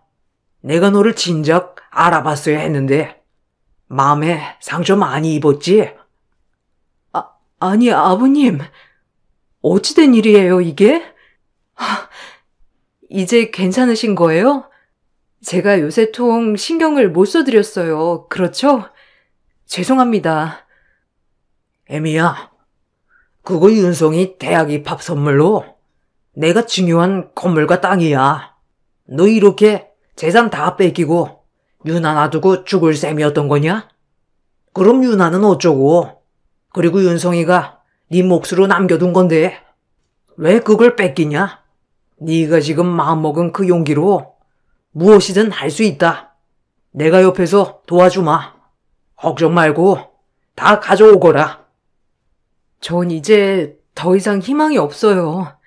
살아도 사는 게 아니에요. 유나한테는 미안하지만 이제 그만 윤성 씨한테 가고 싶어요. 약해 빠진 소리? 네 시어머니랑 윤성이 누나는 내가 병안으로 쓰러지자마자 변호사를 불러 내 유언장을 수정했다더라. 배신감이 들었지. 아픈 나를 놔두고 지들은 놀러 다니기 바빴다니. 그리고 널 간병인으로 앞세워 내가 널 볼 면목이 없다. 내가 이제 새아기 널 도와줄게. 걱정 말고 네가 가져와야 할 재산 당당하게 요구해서 가져와라. 그리고 네 변호팀은 내가 국내 최고로 붙여주마. 그때까지 네 시어머니한테도 내가 이렇게 멀쩡히 움직이는 거는 비밀이다. 알겠니? 그리고 미안하다. 그렇게 아버님은 저에게 최고의 변호팀을 붙여주신다고 했어요. 그리고 맞서 싸우라고 했죠. 아버님의 말씀을 듣고 정신이 아차 싶더라고요. 내가 없으면 내 딸은 어쩌지라는 생각과 함께 이제서야 정신이 차려졌죠. 그 길로 아버님이 소개해 주신 로펌을 찾아갔습니다. 그리고 소송을 준비하기 시작했어요. 시어머니와 형님은 제가 날린 소장에 분개하여 저희 친정집에 찾아왔습니다. 이런 미친 거사. 네가 감히 소장을 날려? 내 아들 죽인 것도 모자라서 내 아들 재산까지 가로채? 널 내가 가만둘 줄 알아? 미친 거는 어머님, 아니 당신이죠. 여기가 어디라고 함부로 와요? 미치면 곱게 미쳐요. 나 이제 맘만히 보지 마세요. 최선을 다해 당신이 가져간 거 다 뺏어올 거니까. 그리고 사문서 위조죄로 콩밥 드실 생각 하시고요. 깜빵에서 회개나 하세요. 아셨어요? 야, 너 미쳤어? 아니 이게 어디라고 눈을 풀하려? 이제 본색이 나온다 이거지? 너네가 그럴 줄 알았어. 무서운 것? 너 우리가 가만 안 둬. 너는 닥쳐. 어미랑 똑같아가지고 어디 와서 행패야? 못 배워먹어도 유분수지. 돈에 눈이 돌아서 조카도 등한시하고 그러고 싶니? 이제 안 참아. 그동안 윤성 씨 생각해서 참고 참았는데 더 이상은 못 참아. 똑똑히 지켜봐. 내가 어떻게 하는지 이 미친 것들아. 저의 처음 보는 광기 어린 모습에 시어머니와 형님은 얼떨떨해 하였죠. 그러자 시어머니가 제 뺨을 날렸습니다. 질 수 없어 그 뺨을 형님을 향해 다시 날렸네요. 저에게 뺨을 맞고 놀란 형님은 뒤로 나자빠졌고 시어머니는 길길이 날뛰었어요. 날 때려 감히? 어디 또 때려봐. 내가 참나 안 참나. 나 아무도 못 말려, 알겠어? 당신 콩밥 먹을 준비해. 합의는 없을 테니까. 하고 그대로 굵음소금 한 바가지를 시어머니와 형님에게 뿌린 뒤 문을 닫아버렸습니다. 묵은채증이 내려가는 동시에 눈물이 나왔죠. 이제 제 자신을 제가 지켜야겠다고 생각하고 제 딸과 부둥켜 안고 울었네요. 그리고 국내 최고 로펌 기업답게 저에게 승소를 안겨주었습니다. 전 시어머니는 사문서 위조죄로 추가되었고 아버님 유언장 수정도 함께 기소되어 징역을 면치 못하였어요. 그리고 형님도 아버님에게 쫓겨났다고 들었죠. 두 모녀의 끝없는 욕심이 가정 파탄의 원인이 된 셈이죠. 저는 간간히 남편 길에 아버님을 뵙고 식사도 하고 시간을 보냅니다. 아버님도 제 딸을 많이 아껴주시고요. 저는 지금 중고등 입시 전문학원을 차려 운영 중입니다.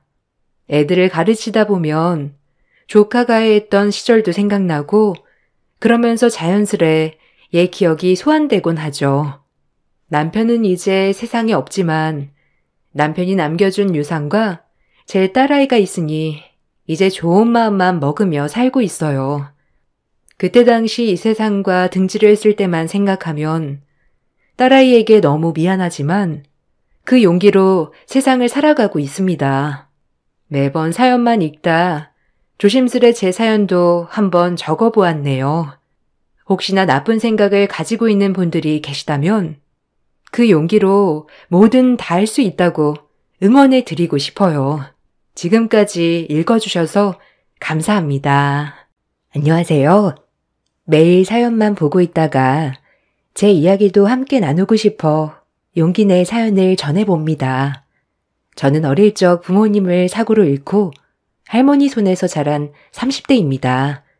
고등학교를 졸업하고 할머니가 돌아가시게 되면서 생계를 위해서 지역 내 유명하다는 식당에서 일을 하게 되었어요. 처음에 식당 일을 할 때는 적응하기 어려웠지만 힘들 때마다 더 열심히 하려고 노력을 했어요. 처음에는 설거지만 했었는데 점점 적응을 하면서 홀에서 근무를 하고 마침내 사장님께서 음식을 만드는 것까지 알려주셨답니다. 그렇게 5년을 그 가게에서 일을 했습니다. 그러다 외국에 나가 살고 있었던 남편과 처음 만나게 되었어요. 남편은 국내로 취직을 하게 되면서 들어오게 된 것이었죠. 몇 차례 마주치다 보니 남편과 친해지게 되었고 결국 남편과 사랑을 하게 되었답니다. 비밀로 만남을 이어나가던 도중에 우리 두 사람에게 새 생명이 찾아오게 되었어요. 결국 혼전 임신으로 결혼을 하게 되었습니다. 처음에는 시부모님께서 결혼을 탐탁치 않아 하셨어요. 임신을 했기 때문에 어쩔 수 없이 결혼을 허락해 주시긴 했지만 저에게 곁을 내어주시진 않으셨답니다. 처음에는 임신을 했어도 결혼을 반대하셨지만 결혼하지 않고서도 낳겠다는 저의 말에 수락을 해 주셨거든요. 그러다 보니 초반에는 저에게 무척 냉담하게 대하셨어요. 가게에 출근을 해도 말을 시키지 않으실 정도였죠. 그래도 저는 시부모님을 저의 친부모님처럼 알뜰살뜰 챙겼어요. 저도 가족의 사랑이 고팠고 부모님이 생겼다는 것이 너무나 기뻤거든요.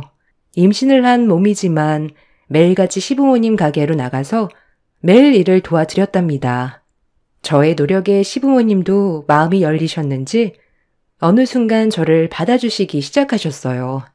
결정적으로 시부모님이 저를 받아주셨던 이유가 있었어요. 시아버님이 지병이 있으셨는데 늦은 밤 홀로 가게를 정리하다 쓰러지셨던 적이 있었거든요. 그때 마침 제가 가게불이 켜져 있는 걸 보고 들어왔다가 시아버님을 발견하고 바로 병원으로 옮겨서 다행히 치료를 받으셨어요. 그때 이후로 시아버님 건강은 더 나빠지긴 했지만 그래도 생명을 살리게 되었다며 시어머님이 그때 이후로 저를 받아주셨죠. 저도 시부모님이 처음에 저를 탐탁치 않아 했던 것은 이해할 수 있었어요. 시부모님께서는 식당을 40년 동안 운영하셨고 늦은 나이에 남편을 낳아 애지중지 길러오셨어요.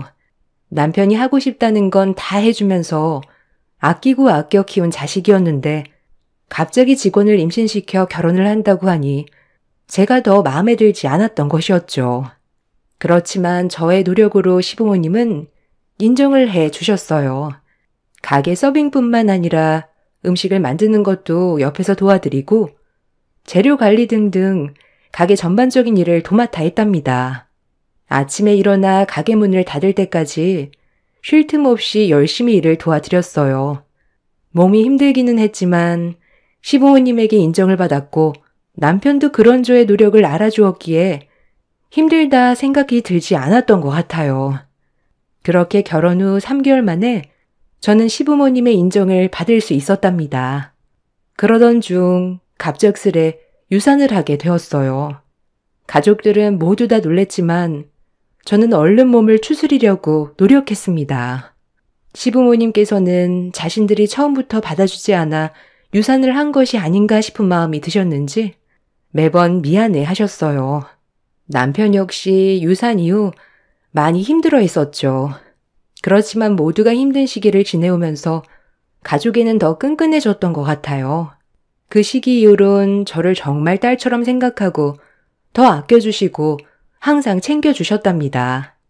그렇게 결혼 5년차가 되고 난 후 저희는 여러모로 노력을 많이 했지만 아이가 생기지 않았어요.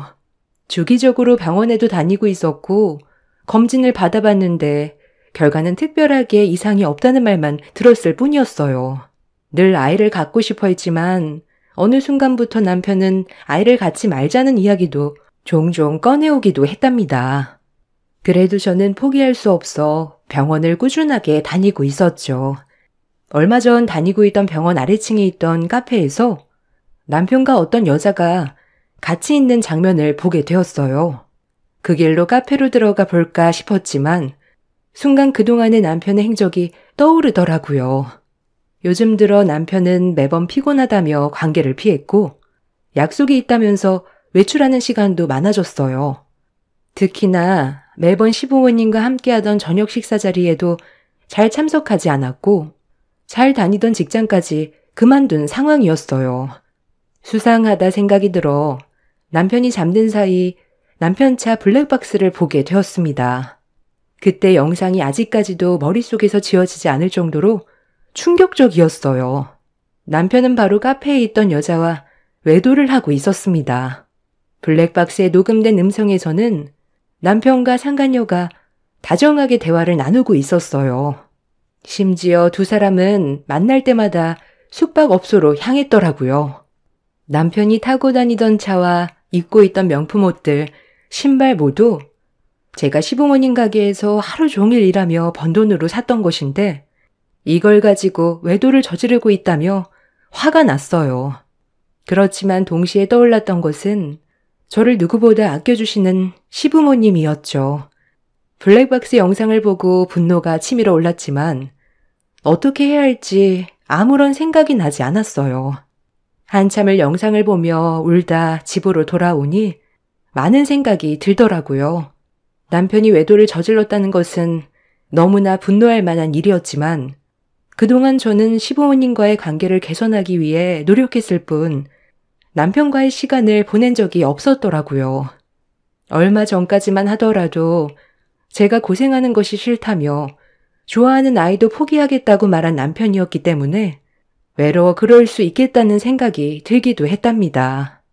조금 더 생각을 해보자 다짐을 하고 그렇게 며칠을 그대로 지내게 되었어요. 남편은 끝까지 아무렇지 않은 듯 평소와 다름없이 생활을 하더라고요. 슬며시 카페에서 남편을 봤다며 이야기를 꺼내봤는데 남편은 잠깐 놀랄 뿐 이후에 아는 지인일 뿐이라며 대수롭지 않게 넘어갔습니다. 처음에는 남편의 외도를 알았을 땐 속으로 참을 수 있을 거라 생각을 했었는데 충격이 컸는지 밥을 먹어도 소화가 되지 않고 잠도 오지 않았어요. 며칠 만에 살이 쭉 빠질 정도로 건강이 나빠지자 시부모님은 저의 상태를 보고 심각하게 걱정을 하셨어요. 시영아, 요즘 무슨 힘든 일 있니? 에휴, 도통 밥도 잘 못 먹고 살도 계속 빠지는 것 같아. 무슨 일이 있어? 아니에요, 어머님. 집 대청소를 한다고 무리를 냈더니 몸살이 났나 봐요. 아이고, 시영아. 이러다가 큰일 나겠다. 여보, 시영이 좀 며칠 쉬게 해주면 어때요? 그래, 그렇게 하자. 시영아, 네가 아프면 우리 마음이 더 아프니까 제발 며칠 좀 쉬어라. 약도 먹었고 괜찮아요. 저 없으면 어머님, 아버님 고생하시잖아요. 요즘 가게 손님들도 많이 오시는데 그냥 있을게요. 아니다. 돈이 뭐가 중요하겠니? 네 건강보다 중요한 건 없어. 부탁이니까 제발 들어가서 쉬고 건강 좀 챙겨. 이왕 이렇게 된 거 가게 정리하는 것도 좀 빠르게 알아봐야 되겠다. 네? 가게 이제 정리하시려고요? 그래. 아빠도 건강이 좋지 않고 나도 이제는 가게 운영하는 것도 힘들구나. 가게 정리를 하고 우리는 시골로 가려고. 사실 시부모님께서는 이제 연로하시고 건강도 좋지 않으셔서 가게를 정리하려고 하셨거든요. 그러다 보니 다른 직원분들도 하나둘씩 그만두셨던 터라 제가 없으면 두 분이서 가게를 보기 힘들었던 상황이었어요. 1년의 명절을 제외하고는 쉬지 않으셨던 시부모님께서 가게 문을 닫고서라도 저를 쉬게 하겠다며 이야기를 하셔서 저는 며칠 휴가를 보내게 되었답니다. 제가 아픈 와중에도 남편은 취업 자리를 알아본다며 일찍이 집을 비우더라고요.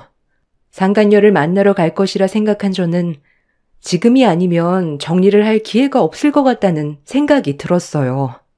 그래서 상간녀를 만나 단판을 지어야겠다 싶어서 남편 몰래 상간녀 연락처를 알아내서 만나자고 연락을 했습니다. 당황스러워할 거라 생각했던 상간녀는 오히려 저에게 꼭 만나고 싶었다며 말을 하더군요. 근처 카페에서 만난 상간녀는 놀라운 이야기를 털어놓기 시작했어요. 진수 씨, 기혼인 거 아시죠? 더 이상 만나지 않으셨으면 좋겠어요. 진수 오빠 아이를 가졌어요. 그동안 아이를 가지려고 노력해도 생기지 않았다면서요? 네? 아이를 가졌다고요? 남편도 알고 있어요? 오빠도 알고 있어요. 저희 이 아이 낳을 거예요. 그러니 그쪽에서 헤어져 주셔야 되겠네요. 저기요, 상간녀는 그쪽이에요. 임신했다고 하더라도 저는 이혼할 수 없어요.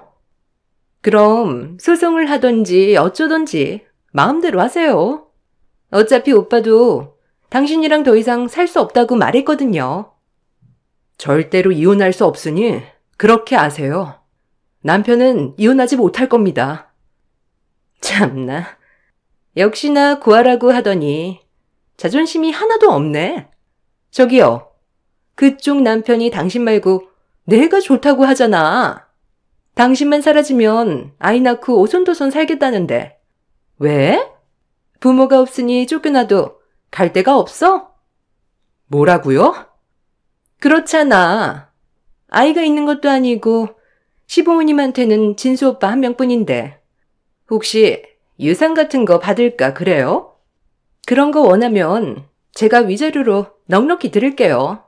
그러니 이혼이나 빨리 해줘요. 외도를 저지르고서도 당당한 상간녀에게 저는 할 말을 잃었습니다. 거기다가 부모가 없다는 것까지 이야기를 하는 걸 보면 기가 차더라고요. 더 이상 대화가 통하지 않을 거라 생각하고 집으로 돌아온 저는 버티고 있었던 정신까지 놓고 말았죠. 며칠을 아무것도 하지 못하고 꼼짝없이 침대에 누워 있었답니다. 상간녀에게 이야기를 들은 건지 남편은 며칠 동안 집에 들어오지도 않았네요. 시부모님께서는 안부를 물으러 전화를 해 오셨지만 거기에 남편의 외도를 하고 있다는 것은 이야기하지 못했어요. 연로하시고 거기다가 몸도 좋지 않으신데 이 사실까지 알려지게 되면 충격에 큰일이 날 수도 있겠다 싶어 우선 말을 하지 않기로 결심했습니다. 그러던 중 갑자기 현관벨이 울리기 시작했어요. 올 사람이 없는데 하고 생각하며 문을 연 순간 그 앞에는 시부모님이 음식을 바리바리 싸가지고 오신 걸 발견했답니다. 어머, 어머님, 아버님, 어떻게 오셨어요? 이게 다 뭐예요? 갑자기 찾아와서 놀랬지? 전화 받는 목소리가 영 좋지 않아 보여서 진수한테 전화했더니 자긴 바쁘다고 끊어버리고 밥은 잘 챙겨 먹는지 약은 먹는지 걱정돼서 와봤단다. 몸은 좀 괜찮니? 밥은 먹었어? 시모의 말에 저는 그 자리에서 앉아 펑펑 울기 시작했어요. 어머님과 아버님은 아무런 말도 하지 않으시고 저를 토닥이며 위로를 해주셨어요. 그동안 시부모님은 저희 집에 한 번도 찾아오시지 않으셨어요. 혹시나 불편할까봐 저를 배려해서 집에 오시지 않으셨는데 얼마나 걱정이 되셨으면 음식을 바리바리 챙겨서 찾아오셨을까 생각이 들더라고요. 시부모님께서는 저를 달래서 방에 데리고 와 쉴 수 있게 해주셨고 가지고 오신 음식으로 밥상을 차려주셨어요. 며칠 동안 아무것도 먹지 못했었는데 시부모님이 차려주신 음식으로 덕분에 밥을 먹을 수 있었습니다. 시부모님께서는 제가 그동안 더 말라진 모습을 보시고 너무나 안타까워 하셨어요. 시영아, 왜 이렇게 살이 많이 빠졌어? 무슨 일이 있으면 나에게 꼭 얘기를 해다오. 어머님, 별일 없어요. 금방 나아질 거예요. 오히려 어머님, 아버님 얼굴이 어두우신데 무슨 일 있으세요? 아이고, 시영아. 우리 걱정은 하지 마라. 우리는 이제 나이가 들어서 힘이 없는 거지만 너는 아직 젊잖니. 걱정할 일은 없는 거지? 그런 거 전혀 없어요. 금방 괜찮아질 거예요. 어머님, 아버님이 직접 밥을 차려주시니 밥도 잘 넘어가는 것 같아요. 밥을 먹고 나서 어머님, 아버님께서는 저희 침실을 보고 놀라셨어요. 계절이 바뀐 지 한참인데도 이불을 전혀 교체하지 않았었거든요. 시영아, 침대 커버가 너무 얇은 것 같다. 엄마랑 아빠가 바꿔줄 테니까 너는 거실에 잠깐 나가 있으렴. 어머님, 나중에 제가 바꿀게요. 신경 쓰게 해드린 것 같아 죄송해요. 아니야, 시영아. 너는 내 딸이야. 며느리가 아니고 내 딸이라서 더 마음이 아프다. 얼른 건강해져야지. 그래, 시영아. 금방 바꿔주고 우리도 가볼게. 잠시만 거실에 있어. 시부모님의 말에 저는 거실로 가 앉아 있었어요. 그때 그동안 보이지 않았던 남편이 갑자기 문을 열고 들어왔답니다. 현관에 시부모님 신발이 있었는데도 그걸 보지 못했는지 들어오자마자 저를 보고는 옆에 있던 물건들을 마구 던지기 시작했어요. 말려보려고 했지만 남편은 막무가내로 소리치면서 들으려고도 하지 않았네요. 한참을 물건을 던지면서 소란을 피우던 남편은 겨우 진정하고 이야기를 하기 시작했어요. 너 수연이 만났어? 만나서 뭐라고 했길래 걔가 하루 종일 누워만 있어? 걔 때리기라도 한 거야? 뭐? 여보, 당신 제정신이야? 내가 걔 만났다고 지금 이러는 거야? 그래, 걔 내 아이 임신했어. 당신이랑 아무리 노력해도 안 된던 걸 걔는 벌써 임신했더라. 검사에도 아무런 이상 없다고 당신이 이야기했지? 근데 5년을 노력했는데 어차피 당신이랑은 애정도 없고 더 이상 살고 싶은 마음도 없다. 부모님 시골로 내려가면 이제 정리하자. 여보, 무슨 소리야.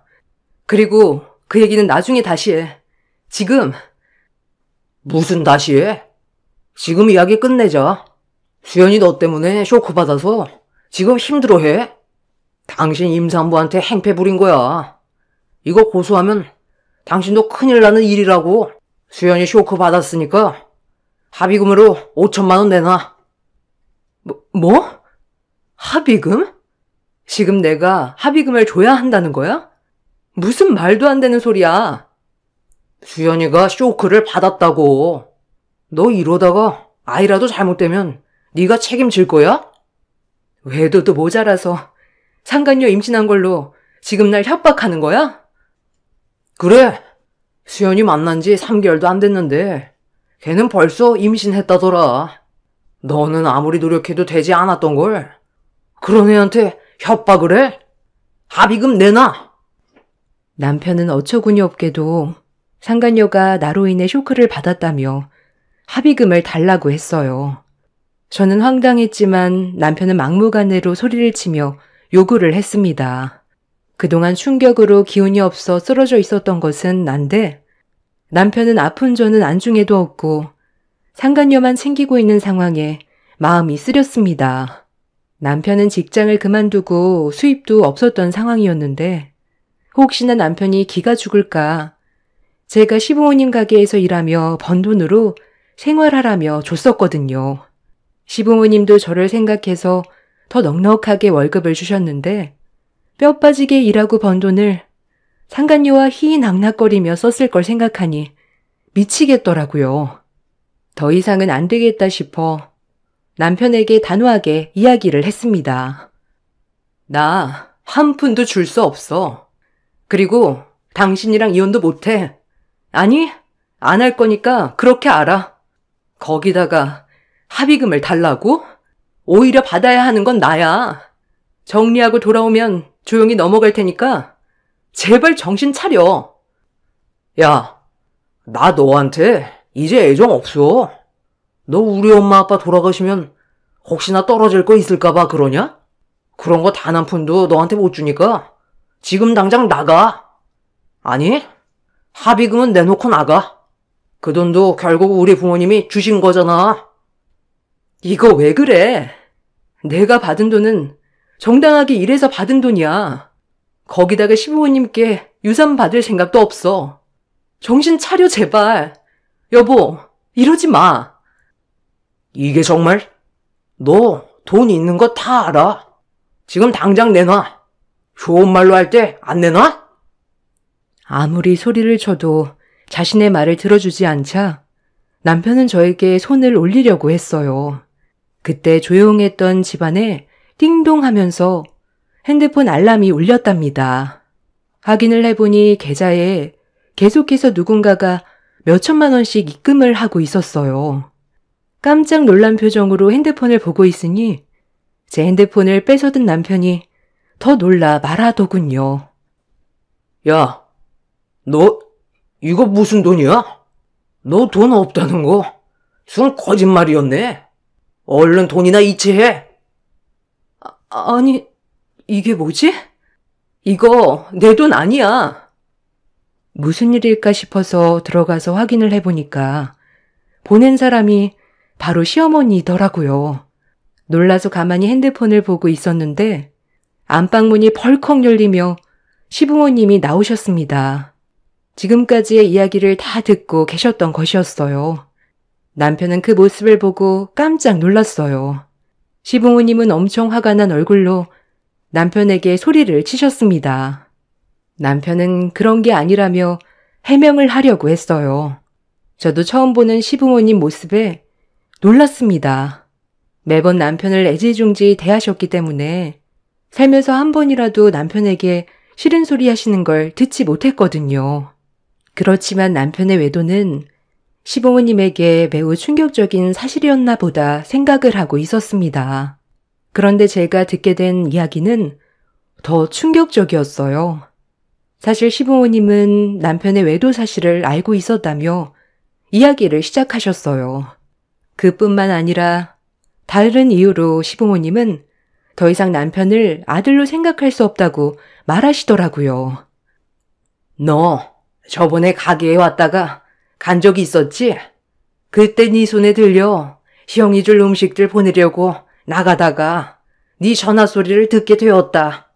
근데 뭐 부모님이 오늘 내일 하시니 이제 가게의 판도는 모두 네 거라고? 거기다 부모님 사망보험금이 어째? 엄마, 그게 아니라 그냥 해본 말이야. 진심이 아니고 내가 가진 게 없어서 그냥 하는 말이었어. 그냥 해본 말이라고? 너는 그때도 지금도 돈만 찾고 있는데 어떻게 그냥 해본 말이냐? 시영이는 지금 이 상황에서도 시부모님 걱정만 하는데 자식이라는 애가 돈 달라는 때 말고는 찾아오지도 않아? 아니야. 엄마 아빠, 난 그런 게 아니고 내가 정말 자식 하나 잘못 키웠다. 시영아, 너무 미안하다. 이건 다 내 잘못이야. 시어머님은 남편을 향해 엄청난 말을 쏟아내셨어요. 알고 봤더니 남편은 얼마 전에 시부모님께 사업을 하겠노라며 자금을 대달라 찾아갔더라고요. 직장도 그만두고 제가 혼자서 가게 일을 하며 돈을 버는 게 미안하다며 자신도 떳떳하게 돈을 벌고 싶다고 이야기를 했다는데 사실 거짓말이었죠. 남편은 이미 시부모님이 가게를 정리하게 되면 정리하는 금액이 몇 억이 될 거라는 걸 알고 있었어요. 이미 가지고 있는 재산과 건물과 부동산을 처분했을 때의 금액까지 다 알아보고 난 후 시부모님을 찾아간 것이었죠. 시어머님은 더욱 분노하며 남편에게 화를 내기 시작하셨어요. 네 아버지 이제 살 날이 얼마 남지 않았다는 건 네가 잘 알지 않니? 그런데 아버지를 좀 더 오래 보고 싶단 내가 아버지 사망보험금을 알아보고 상간녀랑 살림을 차릴 생각을 해? 네가 제정신이야? 엄마, 살림을 차리려고 한 게 아니고 걔가 내 애를 임신했어. 엄마 알잖아. 나 아이 갖고 싶어 했던 거. 그래서 부모 목숨값으로 난 여자랑 살림 차리고 사업하겠다고 한 거니? 그럼 어떡해. 지금 가지고 있는 게 없는데. 엄마, 시영이 이제 임신 못해. 5년이나 노력했는데 안 되는 걸 어떡해? 이 자식이? 너 같은 아빠는 있어서는 안 되니까 아기를 안 보내주는 거야. 아이가 안 생긴다고 외도를 해? 그런 게 아니고 우리는 이미 감정이 다 끝난 사이야. 엄마 아빠 두 분도 손자보고 싶다고 하셨잖아요. 시영이랑은 이제 끝났어. 대신 수연이가 임신했대. 너 어떻게 이런 말을 아무렇지 않게 꺼내? 네가 내 아들이라고? 네가 어떻게? 시부모님은 분노하셨고 남편은 그런 시부모님의 모습에 당황스러워했어요. 그렇지만 이후의 말씀으로 이해할 수 있었어요. 시어머니는 갑자기 아들이 사업을 하겠다는 것이 탐탁치 않았고 그날은 이상하게 받아주기 싫었다고 하셨어요. 그래서 그냥 생각해보겠다며 돌려보냈다가 저에게 줄 음식을 들려보내려고 남편을 따라 나왔다고 해요.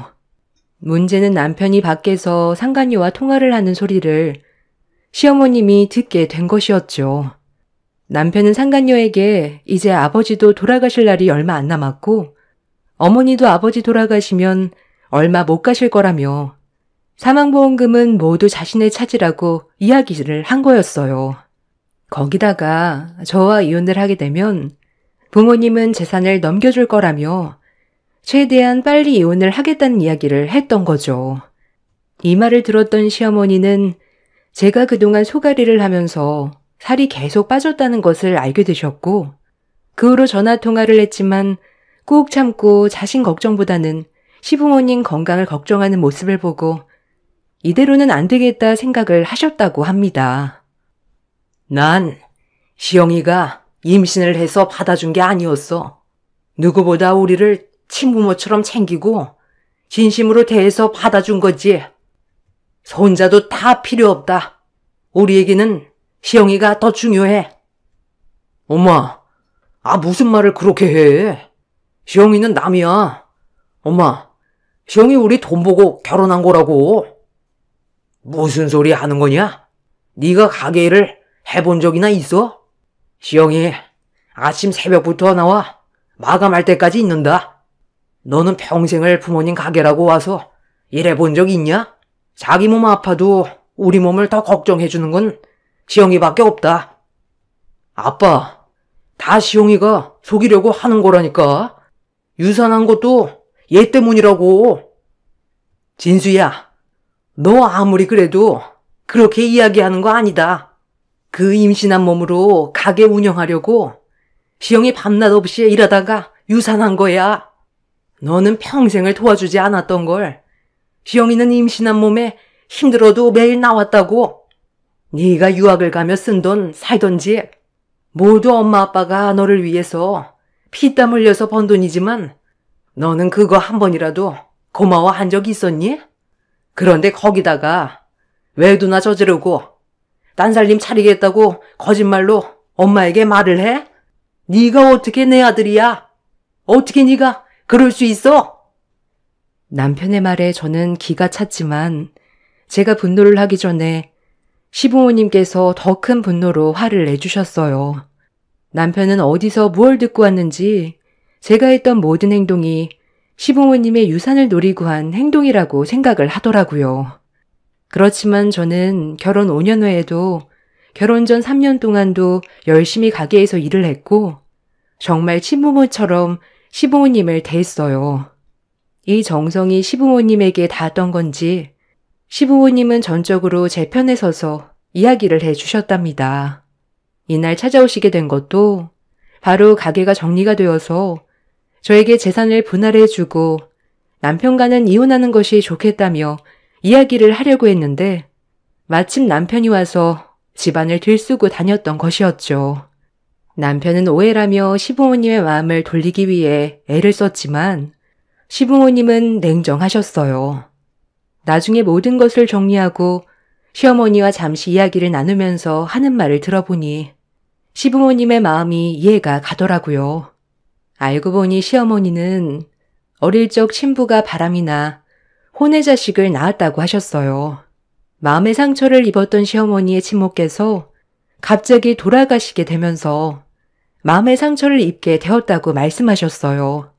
시어머니께서는 결혼을 절대 하지 않겠노라 다짐을 했지만 시아버님의 지극정성인 마음을 받아들이게 되었고 결혼을 하신 거라며 이야기를 하셨어요.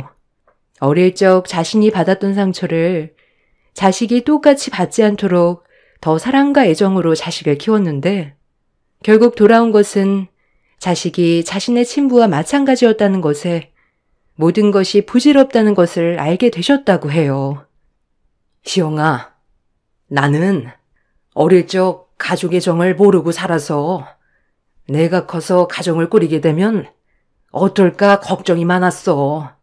진수가 태어났을 때도 내가 경험한 일들은 겪게 하지 않으리 굳게 다짐을 했었고 힘들고 어려운 순간에도 진수는 편안하게 해주려고 노력했단다.